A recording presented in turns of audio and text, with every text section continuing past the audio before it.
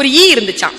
அந்த ஈயினுடைய மம்மி அந்த ஈ கிட்ட சொல்லிச்சான், நீ எங்க வேணாலும் போ, இந்த பளபளன்னு ஒரு காகிதம் இருக்கும், அந்த காகிதத்துல மேல மட்டும் உட்காராத. உங்க அப்பா இருக்காருல்ல, அவர் அதுலதான் செத்து போனாரு, நீ அங்க மட்டும் உட்காராத. இது இப்படியே பயந்துகிட்டே இருந்துருச்சு. அந்த பளபளப்பு காகித பக்கத்துல போவே இல்லை.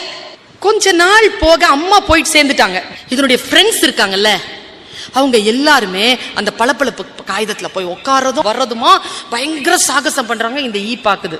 அவங்களுக்குலாம் அம்மா இல்லையா, அவங்க அம்மா எல்லாம் சொல்லலையா, அவங்க மட்டும் விளையாடுறாங்க, நான் மட்டும் அங்க போக கூடாது, எங்க அம்மா சொல்லிருச்சே. அது அந்த பசங்களை பார்த்து பார்த்து மனசு இதாயி ஒரு வாட்டி என்ன பண்ணுச்சு, தானும் போய் பார்த்துருவோன்ட்டு ஓடி போய் அந்த பளபளப்பு காகித மேல அப்படி போகாம கிட்ட போயிட்டு அப்படி பறந்து வந்துருச்சு. காகிதம் ஒன்னும் பண்ணல, ஒண்ணுமே பண்ணலையே. ஏன் இந்த அம்மா என்ன பயமுறுத்துச்சு?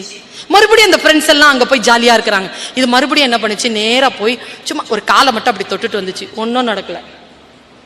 பாரு, அது நம்ம போயிட்டு வரோம், அது ஒன்றும் செய்யல, எங்க அம்மா இதை வேணான்னு சொல்லிச்சேன்னு மறுபடியும் போய் கொஞ்ச நேரம் பறந்து பறந்து திரிஞ்சு அது மேல உட்காந்துச்சு. பாருங்க, இவ்வளவு பிரமாதமா இருக்கு. ஏன்னா தன் முகம் தானே தெரிகிறது, பளபளப்பாக இருக்கிறது, வழுக்குது.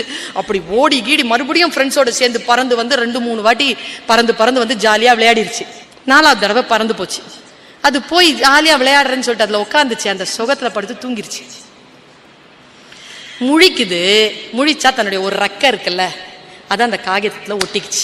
அதால பறக்க முடியல. பறக்க இழுக்குது. கண்டிப்பா அது பறக்கணும்னா அந்த ரெக்கையை அது இழந்தாகணும். நான் இங்க கதையை நிறுத்துறேன். அது ரெக்கையை இழந்துச்சா வாழ்க்கையை இழந்துச்சாலாம் நான் கதை சொல்ல விரும்பல.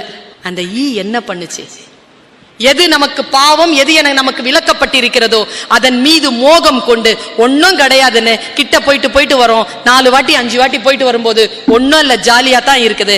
ஆனால் போய் கடைசியாக சிக்கிக் கொள்கிறோம். அப்படிப்பட்ட மாய வலைதான் இந்த பளபளப்பு காகிதம்.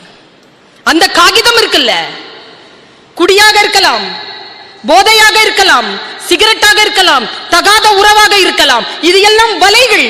முதலில் போனால் சுகமாகத்தான் இருக்கும், ஒன்னும் பெரிய ஆபத்தா தெரியாது. ஆனால் ஒரு விபத்தோ ஒரு ஆபத்தோ ஏற்படுத்தாமல் அந்த பழக்கங்களில் இருந்து நீங்கள் வெளியில் வரவே முடியாது என்பதுதான் வாழ்க்கையின் நிதர்சனமான சத்தியம்.